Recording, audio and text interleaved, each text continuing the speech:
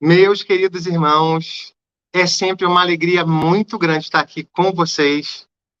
Quero dizer que eu também tenho 43 anos de Igreja Batista Coruçá, porque ali eu nasci e é um privilégio fazer parte dessa grande família, que como toda família não é perfeita, mas fui e sou muito abençoado pela nossa igreja.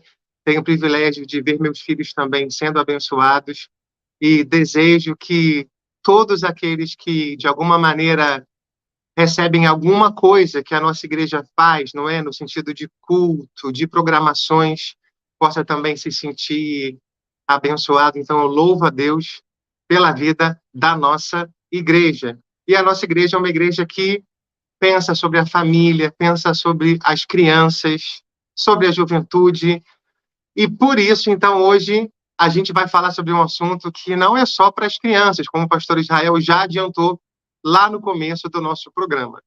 O tema da nossa conversa de hoje é esse daí, olha, as telas, eles, e esse eles aí são as crianças, e nós somos os adultos. Quero começar, então, esse momento trazendo para vocês uma reportagem, não é, que saiu numa coluna de um jornal de grande circulação aqui, na verdade, do país todo. E essa coluna, então, é do Daniel Becker, um médico pediatra, um pediatra integral. Ele foi uma figura muito importante para as escolas, foi referência assim, para as decisões escolares de protocolo durante a pandemia. E aí, então, ele traz essa pergunta: será que a escola é um lugar de celular? A presença do celular no recreio e na sala de aula perturba tanto a aquisição dessas habilidades sociais, executivas e interpessoais, quanto a aprendizado das matérias normais. Então, hoje já é comprovado o perigo que as telas representam. E o que é que a gente, então, vê como realidade, não é? Nas escolas, mas que também está nas nossas casas. Então, nas nossas casas, muitas vezes, a gente vai ter pessoas morando no mesmo lugar, mas cada um no seu cantinho olhando para a sua tela. E a gente, então, não tem um tempo junto. Nas escolas, onde é lugar da gente ver criança correndo, criança suada, criança suja nos recreios, o que a gente vai ver? Cada um no seu cantinho com o telefone na mão. Fato é que a tecnologia faz parte das nossas vidas. Não tem como a gente dar um passo para trás. Nós estamos aqui, nesse momento, olhando para telas. Isso facilita a nossa vida bastante.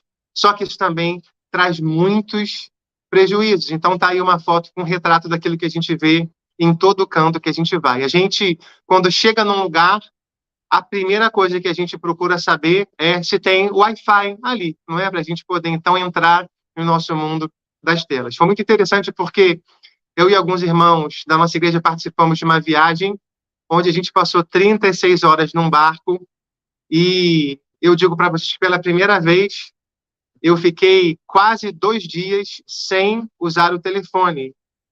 E foi uma agonia, né? Quando a gente passava perto de alguma comunidade que apitava lá, né? Todo mundo avisava. Gente, sinal aí de telefone. Aí todo mundo corria para o telefone e era instantâneo. Aquela interação que a gente tinha, no tempo que a gente estava com a internet disponível, ela cessava, porque aí a gente ia mandar notícia para a família, e aí a gente entrou aqui e nem vê a hora passar.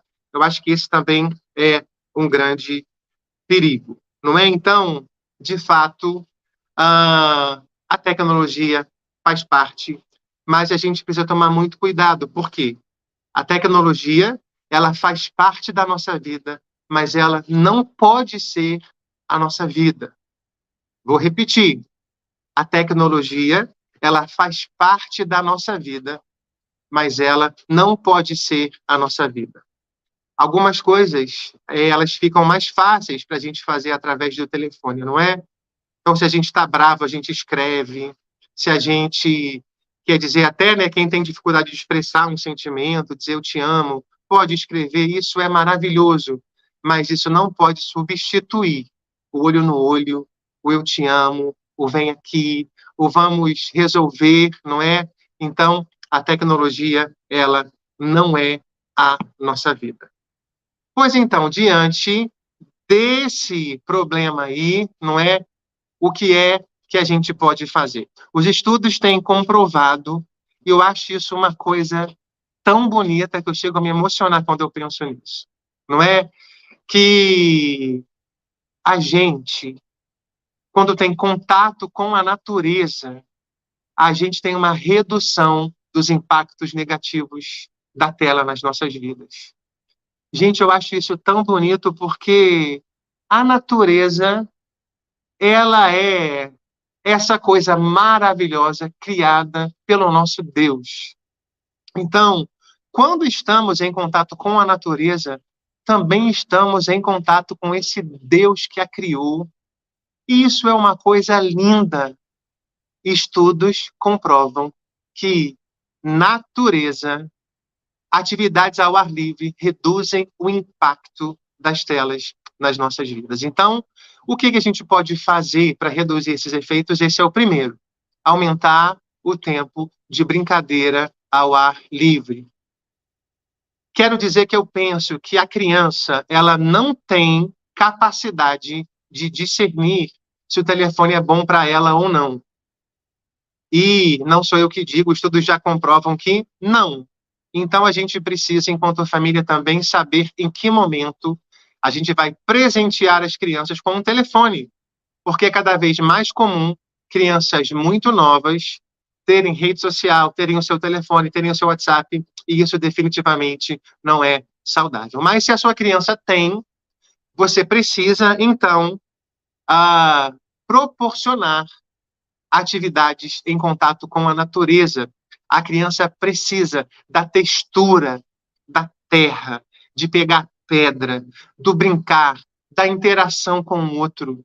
Isso é fundamental para o desenvolvimento de todos nós. Mas, como a gente já falou aqui, na infância estão concentradas o maior número de momentos críticos, não é? Momentos onde coisas podem acontecer que vão impactar a nossa vida para sempre. Então, se a sua criança tem, proporcione atividades ao ar livre, estabeleça horários, porque muitas vezes também a gente, para ter um sossego, acaba dando o telefone na mão da criança e a criança fica ali horas. E a gente sabe que quando a gente pega um telefone, o tempo passa e a gente não percebe. Então, a gente precisa estabelecer uma rotina desse uso.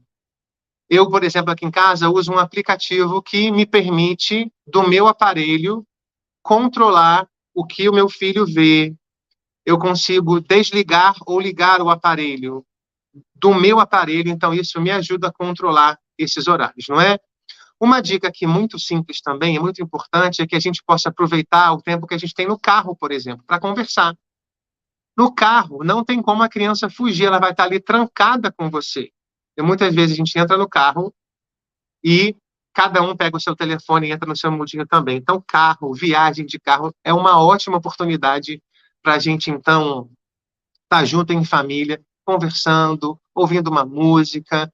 E aí, quero dar uma outra dica aqui também, que eu tenho praticado, né? No carro, eu só coloco música cristã. Você vai me perguntar, Davi, você só ouve música dita assim, cristã? E eu digo que não, mas no carro sim, porque no carro eu estou com as crianças e eu sei que fora dali eles vão ouvir, não tem como eu achar que eu vou proteger, eles vão ouvir. Então no carro eu faço questão que a música seja uma música cristã, não é? Evite usar o telefone na hora da refeição, coloque isso como regra para sua família, não é? E monitore aquilo que a criança vê. Como eu falei, a gente coloca o telefone para a gente se livrar de um problema, mas não tem jeito.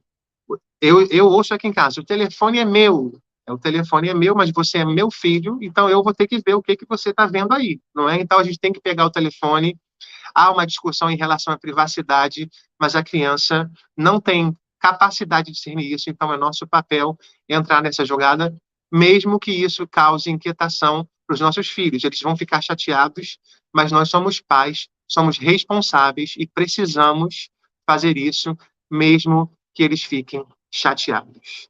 Mas aí então entra o nós, não é? Porque certamente, se a gente perguntar aqui, quem quer que o seu filho seja um dependente de tela? Quem quer que o seu filho tenha algum problema como resultado negativo desse uso da tela? Nenhum de nós quer.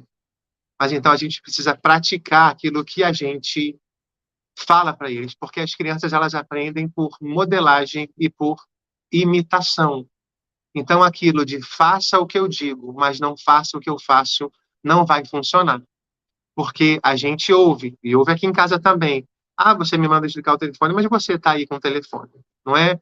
Então, a gente precisa também ser exemplo e analisar se o tempo que a gente tem estado na tela é um tempo necessário. A nossa fala precisa ser coerente com a nossa ação. E uma coisa muito importante quando a gente vai estar lidando com os nossos filhos, a gente tem que se lembrar que toda criança é touch. Touch é o telefone que a gente toca, né? Touch é toque. Então a gente toca no telefone e o telefone funciona. O problema é que a gente está tocando tanto nas telas que está se esquecendo de tocar em quem está perto da gente. E as nossas crianças precisam do nosso toque, do nosso abraço, do nosso olhar, olho no olho.